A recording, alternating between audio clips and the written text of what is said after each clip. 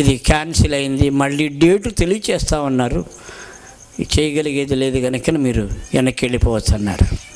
అరే రే ఏం చేద్దాం, సరే ఇక నేను విజయవాడ నుంచి మచిలీపట్నం వచ్చేయాలి.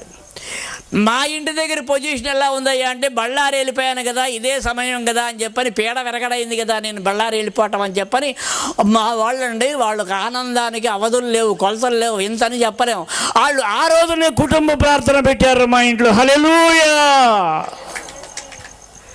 ఆ రోజునే కుటుంబ ప్రార్థన పెట్టారు. అయ్యగారు వచ్చారు, బైబిల్ ఒళ్ళో ఉంది, అమ్మలక్కలంతా వచ్చారు. అంతా అద్దింట్లో ఉన్నాం మేము. అద్దిల్లు ఎంత ఉండదు, ఈ స్టేజీ అంత ఉంది. దీని మీద పరదాలు పరిచారు. అమ్మలక్కలంతా ముసుకేసుకున్నారు. స్తోత్రం స్తోత్రం స్తోత్రం స్తోత్రం స్తోత్రం స్తోత్రం అంటున్నారు. నాకు ప్రార్థన అనుభవం లేదు, అప్పుడు ప్రార్థన తెలియదు. సరే వీళ్ళు ప్రార్థన చేస్తూ ఉండగా నేను బస్సు దిగి రిక్షా చేసుకొని ఇంటికి వచ్చేసి ఆ రిక్షా వాడికి డబ్బులు ఇచ్చేసి బ్యాగ్ తీసుకొని గుమ్మంలో వాకిట్లో నిలబడితే లోపలికి వెళ్ళడానికి అవకాశం లేదు, కిక్కిరిసినట్టుగా ఉంది జనాభా.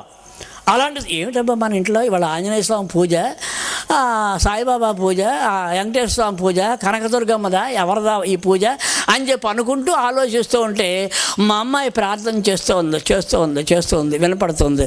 స్తోత్రం స్తోత్రం స్తుతి నాయన, స్తుతులపై ఆసీనుడా, ఆరాధన గర్హుడా, గొప్ప దేవుడా, నమ్మదగిన వాడా, నీకు వందనాలు నాయన. మా నాన్న బళ్ళారని చెప్పని ప్రోగ్రాంకి వెళ్ళారు, హరికథకి అని చెప్పని. తండ్రి మా నాన్న రాకోకుండా ఏదైనా అక్కడ అవాంఛనీయ సంఘటన జరిగితే, వర్షం వచ్చినా, ఎవరైనా చనిపోయినా, ఏదైనా కారణం చేత అక్కడ ఆగిపోయిందని చెప్పి అప్పుడప్పుడు తిరిగి వచ్చేస్తుంటాడు మా నాన్న. కనుక మా నాన్న రాకుండా మా నాన్న చుట్టూ కంచెయ్యి నాయన అని చెప్పని మా అమ్మాయి ప్రార్థన చేస్తుంది. అక్కడ నా చుట్టూ కంచెయ్యాలంట. మా అమ్మాయి ప్రార్థన అలా ఉంది. సరే అందరూ కూడా మోకరించి ఉన్నారు, మీ బోటి అమ్మలంతా కూడా అందరూ మోకరించినటువంటి సందర్భంలో నా భార్య ప్రార్థన చేస్తుంది. తండ్రి నీకు వందనాలు, ఇన్నాళ్ళకి మాకు అవకాశం ఇచ్చావు, ఈ గృహ ప్రార్థన పెట్టుకోవడానికి మాకు ఇన్నాళ్ళకి సమయం ఇచ్చినందుకు నీకు లెక్కలేని కృతజ్ఞతాస్తుతులు చెల్లించుకుంటున్నాం, నీకు ఏమి ఇచ్చినో తీర్చుకున్నాం తండ్రి అని చెప్పి అనుకుంటూ మా ఆవిడండి ప్రార్థన చేస్తూ ఉంటే నా కూతురు కూడా మౌనంగా ఉండి ఎందుకైనా మంచిదని చెప్పిన ఒక కన్నిప్పి చూసింది మా అమ్మాయి. మీరు చూసారో చూడరో నాకు తెలవదు, మీరు చూసారా, మీరు మంచోళ్ళు, మీరు చూడరు. కనుక మా అమ్మాయి మాత్రం ఒక కన్నిప్పి చూసి అలా చూసేసరికి ఎదురుగుండా కనిపించా నేను. అమ్మ నాన్న వచ్చాడే అంది అనేసరికి వాళ్ళ గుండెల్లో రైళ్లు పరిగెడుతున్నాయి. ఏమంటాడో, ఏమైపోతుందో ఈ కార్యక్రమం అంతా చిన్నాభిన్నమైపోతుందేమో, అయ్యగారిని ఏమని అంటాడేమో, వచ్చినటువంటి అమలక్కలన్నీ నూనె పారేసుకుంటాడేమో, తోలనాడతాడేమో అనేటువంటి భయంతో ఉన్నారు. అటువంటి సమయంలోనండి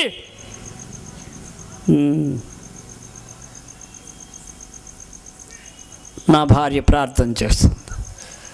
మా అమ్మాయి చెప్పింది నాన్న వచ్చాడు. స్టన్ అయిపోయి నా కూతురు అండి కుర్చీ తీసుకొని ఎందుకైనా మంచిదని వీళ్ళందరినీ తప్పించుకొని చివరికి వచ్చి అక్కడికి కుర్చీ వేసి నాన్న కూర్చో అంది. అప్పుడు అన్న మా అమ్మాయితో, అమ్మ ఏమిటి ఇవాళ మన ఇంట్లో నువ్వు వచ్చేసావేంటి నాన్న, అక్కడ ఎవరో చనిపోయారట, అందుకని తిరిగి వచ్చేసాను. విజయవాడలోనే తెలిసింది నాకు మధ్యలో, నేను కనుక తిరిగి వచ్చేసానమ్మ, బళ్ళారి వెళ్ళలేదు. అయితే మరి ఏంటి ఇంతమంది జనం వచ్చారు, ఈ అమలకలంతా వచ్చారు, కూర్చున్నారు, మరి లోపల రావడానికి నాకు అవకాశం లేదు. సరే ఆ సంగతి ఎట్లా ఉంది, అసలు ఇవాళ ఏంటి, ఏదన్నా పూజ పునస్కారమా ఏమిటన్నా? కాదు నాన్న, మేము ఇవాళ గృహ ప్రార్థన పెట్టుకున్నాం. గృహ ప్రార్థన అంటే యేసుక్రీస్తు వారి ప్రార్థన. సరే నీ బ్రతుకు చాడా, యేసు ప్రార్థన ఏమిటే, అసలు మనం ఎవరమే? యేసు ప్రార్థన అండి ఎక్కడ జరుగుతాయి? గూడాల్లో, పల్లెల్లో జరుగుతాయి. ఎవరు చెప్పారు నీకు, ఎవరు నీకు ఈ సలహా ఇచ్చింది అని చెప్పని మా అమ్మాయినండి కసురుకున్నా, నోటికొచ్చినట్టు మాట్లాడుతున్నా. అందరూ వింటానే ఉన్నారు అమలక్కలంతా. ఈ అమలక్కలంతా అనుకుంటున్నారు ఆ పిల్ల తండ్రి ఆయనేనంట, ఆయనకి ఏసై అంటే పడదంట అమ్మద నష్టపోడికి. ఆ మహంతుడు ఎట్లా ఉందో మాడిపోయిన కూరదాకలాగా అని చెప్పని వీళ్ళండి నా ఇంటికి వచ్చి నన్ను తిడుతున్నారు. వీళ్ళు నా టైం బాగోలా. సరే వీళ్ళు ఇష్టం వచ్చినట్టు మాట్లాడుతున్నారు. నా కూతురు సోన్న వెళ్ళబా అన్న, నాన్న తర్వాత మాట్లాడదాం కుర్చీలో కూర్చో అన్నది అని కుర్చీ వేసింది. అక్కడ వేసేసరికి సరే వేసింది కనుక నేను కుర్చీలో కూర్చోవాలా, ఆయన చెప్పేది ఏమిటో వినాలా, అదేం లేదు.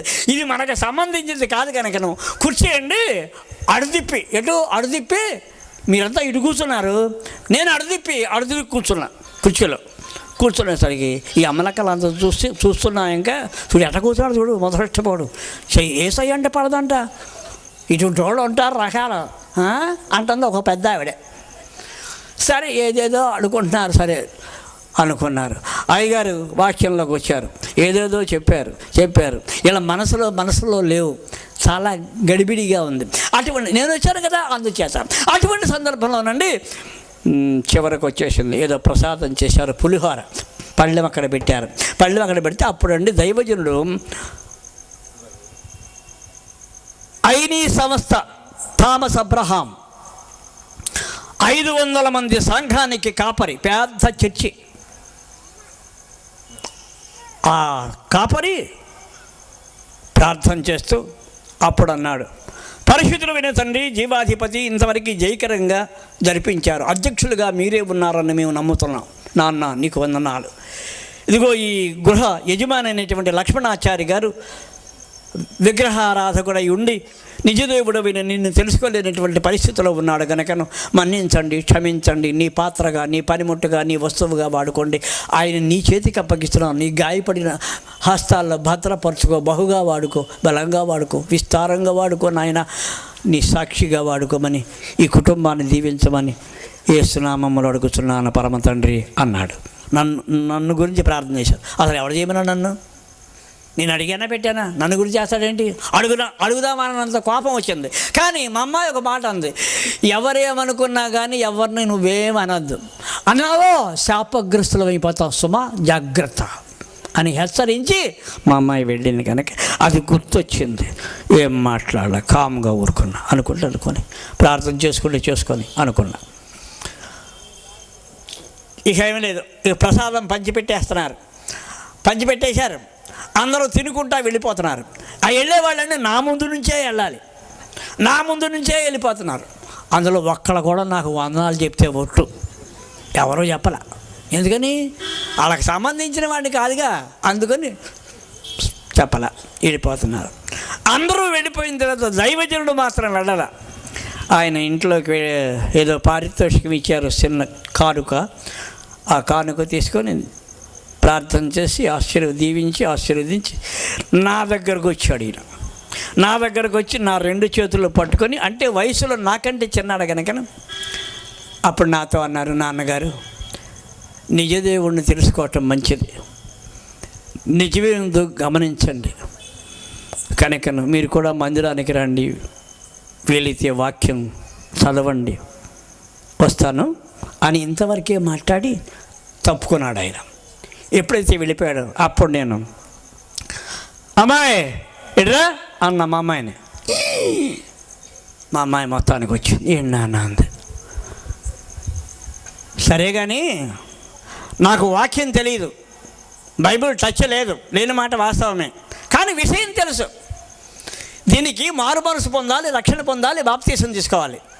ఏమీ లేకోకుండా నేను బళ్ళారు వెళ్ళిపోయాను కదా, పేడ విరగడైపోయింది కదా, ఇదే సమయం కదా అని చెప్పిన అయ్యగారిని పిలిచేసి, అమ్మలక్కలు పిలిచేసి, పులిహోర చేసేసి మీరు ఈ ప్రార్థన మొదలెట్టారని చెప్పారంటే అసలు మైండ్ ఉందా మీకు? అసలు మీరు మారు మనసు పొందారా, రక్షణ పొందారా, బాప్తీసం తీసుకున్నారా? ఎప్పుడు జరిగింది అన్న. మా అమ్మాయి అంది, మేము మారు మనసు పొంది, రక్షణ పొంది, బాప్తీసం తీసుకొని ఇది 5వ సంవత్సరం నాన్న అంది. 5 ఏళ్ళ? అవును, 5 సంవత్సరాలు నీకు తెలియకుండా నువ్వు లేనప్పుడు మందిరాన్ని కూడా పెడుతున్నావు అనేసరికి నాకు ఒళ్ళు మండిపోయింది. సాచి చంప మీద కొడదామా అనిపించింది, కానీ ఆడపిల్ల అయిపోయింది. ఆడపిల్ల అనుకున్నా, దేనికే పుట్టావు, చదువుకున్నావు, ఎందుకే నీ చదువు చట్టుబట్లగాను అని చెప్పి అయినా నిన్ను అనవలసిన పని లేదు, మీ అమ్మని పిలు అన్నా. మీ అమ్మని పిలు అనేసరికి ఈ మాట అనటం, ఈ పిలవకపోయినా ఆవిడే నా భార్య ముసుకేసుకొని వచ్చి పక్కన నుంచుంది. ఏమమ్మా, పిల్లలు ఏదో తెలిసో తెలియకో వక్రమైనటువంటి మార్గంలో నడుస్తుంటే సక్రమైన బాటలో నడిపించడం చేత కాదా? అసలు ఏసేవరు? మనమేమిటి? మన విగ్రహారాధన కుటుంబం, ఇది తగునా నీకు? నీ బతుకు చాడా, నువ్వు చేసేది అంతా ఇలాగే ఉంటుంది అని చెప్పాలి. ఇగో ఇదే చెప్పడం, నీకు నాకు ఇక సంబంధం లేదు, నీ చేతితో గ్లాసులు మంచినీళ్ళు కూడా తాగను, నువ్వు ఒక పని మనిషిలాగా ఉండు, అలా బ్రతుకు పా అని చెప్పన్న. అనేసరికి ఆవిడండి పయ్యంక అలా చూసి, అంతా ఆయన చిత్తం అంది. ఎవరి చిత్తం నాకు అనవసరం, నువ్వు దూరంగా ఉండు అన్న. ఆవిడండి లోపలికి వెళ్ళిపోయింది. లోపలికి వెళ్ళిపోయి మళ్ళీ అరగంట ఆగిన తర్వాత వచ్చింది బయటికి. వెళ్ళినప్పుడు ఒకలాగుంది, వచ్చిన తర్వాత ఒకలాగుంది. ఏమిటి అంటే మార్పు కనిపించింది. నొసటిని బొట్టు చెరిపేసింది, చేతి గాజులు తీసేసింది, మెడలో మంగళసూత్రాలు నల్లపూసలు తీసేసింది, కాళ్ళ మట్టెలు తీసేసింది, ఆభరణాలు ఏమీ ఒక్కటి కూడా లేకుండా తీసేసి బయటకు వచ్చి నేను చూడాలని అటు ఇటు తిరుగుతుంది.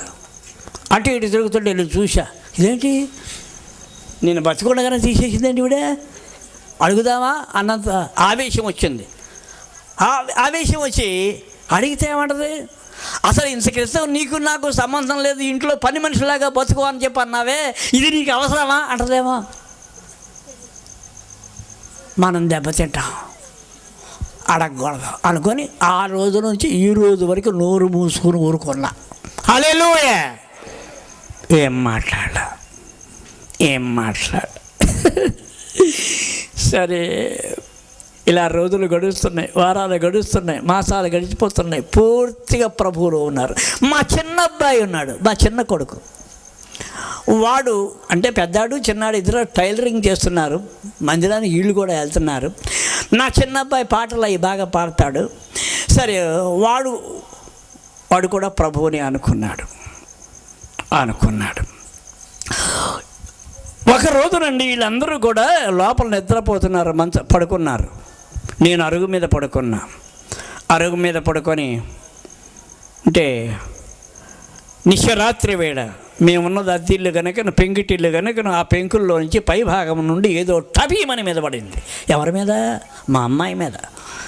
అది చరచరా ప్రాగుతూ పవిటి చెంగులోకి వెళ్ళిపోతుంది. వెళుతుంటే మా అమ్మాయికి మెలకు వచ్చేది, ఏమిటో పాగుతుందని చెప్పని గబాలలో నొక్కి పట్టుకొని ప్రక్కనే ఉన్నటువంటి వాళ్ళ అమ్మని లేపిన, అమ్మ నా మీద ఏదో పడింది అనేసరికి ఆవిడ దగ్గర లేచి లైట్ వేసి అదేంటో చూడు అంది. ఇలా నొక్కి పెట్టున్నటువంటి దాన్ని నా పిల్లండి అలా ఇదిలించింది, అసలు టపీమని పడిపోయింది. అది పడినటువంటిది చరచరా ప్రాగుతూ అక్కడ ఎలికి రంధ్రం ఉంటే ఆ రంధ్రంలోకి వెళ్ళింది. ఏమిటది? మండ్రగబ్బ అంటాం మేము, మీరేమంటారో నాకు తెలియదు. అదేగా మండ్రగబ్బ. ఆ ఎరికి రంధ్రంలోకి వెళ్ళిపోయింది. అయితే మంచం మీద అలాగా ఒరిగిపోయింది నా కూతురండి. స్పృహ కోల్పోయింది, నోటి వెంట నురుగుస్తుంది, సొంగ కారుతోంది. అలాంటప్పుడు నా భార్య భయపడిపోయి నన్ను లేపల. ప్రక్కన ఉన్నటువంటి కొడుకులు ఇద్దరు ఉన్నారు. అరే అక్క పరిస్థితి ఇలా ఉందిరా, లేవండిరా అనేసరికి నా చిన్న కొడుకు అన్నాడు, నాన్న లేపుతా ఉండు అని చెప్పి. నాన్న లేపద్దు, నాన్న అపనమ్మకం మనిషి, అవిశ్వాసం మనిషి, ఆయన లేపద్దు. మరి ఏం చేద్దాం? అక్కన పైకి ఎత్తుకోండి, చేతుల మీదగా ఎత్తుకోండిరా అని చెప్పని నా ఇద్దరు కొడుకులు పైకి ఎత్తుకొని చాలా సైలెంట్గా నేను పడుకొని ఉన్నటువంటి మంచం దగ్గర నుంచే తీసుకొచ్చారు. బయటికి తీసుకొచ్చి అది బస్సు రూట్ మచిలీపట్నం చల్లపల్లి వచ్చేసేటువంటి బస్సు రూట్, నాగాయలంక ఆ ప్రాంతం. సరే, ఆ బస్సు రూట్ తీసుకొచ్చి అటు ఇటు చూశారు. ఒక్క రిక్షా కూడా కనపట్ల. ఆ రోజుల్లో ఆటోలు లేవు, ఒక్క రిక్షా కనపట్ల. ఏం చేద్దాం? ఎక్కడ తీసుకెళ్దాం? ఏ డాక్టర్ తీసుకెళ్దాం? అశ్విని కుమార్, జగన్మోహన్ రావు, గోవిందరావు, ఎక్కడ తీసుకెళ్దాం అని చెప్పి అంటుంటే నా కొడుకులు కంగారు పడుతుంటే అప్పుడు నా భార్య సలహా ఇచ్చింది, ఏ డాక్టర్ వద్దు, పరమ డాక్టర్, చర్చికి తీసుకెళ్దాం అని పిల్లలకి సలహా ఇచ్చింది. చింతకుండుపాలెం ఫుల్ గాస్పుల్ చర్చి, ఆ చర్చికి తీసుకొచ్చారు. ఎందరో మంది అనారోగ్యంతో ఉన్నటువంటి ఆడవాళ్ళు మగాళ్ళు కూడా ఆ పెద్ద మా చర్చిలో నిద్రపోతున్నారు. ఒక్కరోజు నేను నిద్ర చేస్తే మంచిదనే నమ్మకంతో. అటువంటిప్పుడు నా బిడ్డను కూడా అక్కడ తీసుకెళ్ళి అయ్యగారిని లేపి ఆ చాప మీద పరుండబెట్టారు. చుట్టూ చేరారు, విషయం చెప్పారు. అప్పుడు దైవజనురాలు వీళ్ళంతా కూడా గొలుసు ప్రార్థన, ఒకరిచ్చి ఒకరు ప్రార్థన చేస్తున్నారు. ఏమని? నీవే మా దేవుడవు,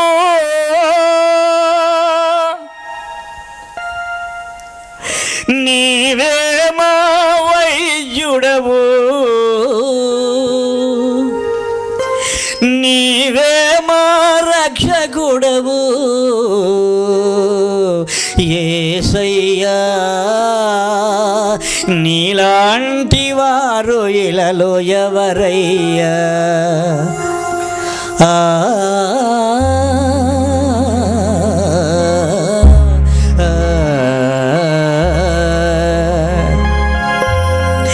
నీవే మా దేవుడవు, నీవే మా వైద్యుడవు, నీవే మా రక్షకుడవు యేసయ్యా. నీలాంటి వారు ఇళ్ళలో ఎవరయ్యా? నీవే మా దేవుడవు, నీవే మా వైద్యుడవు, నీవే మా రక్షకుడవు యేసయ్యా. నీలాంటి వారు ఇళ్ళలో ఎవరయ్యా? నీవే మా దేవుడవు.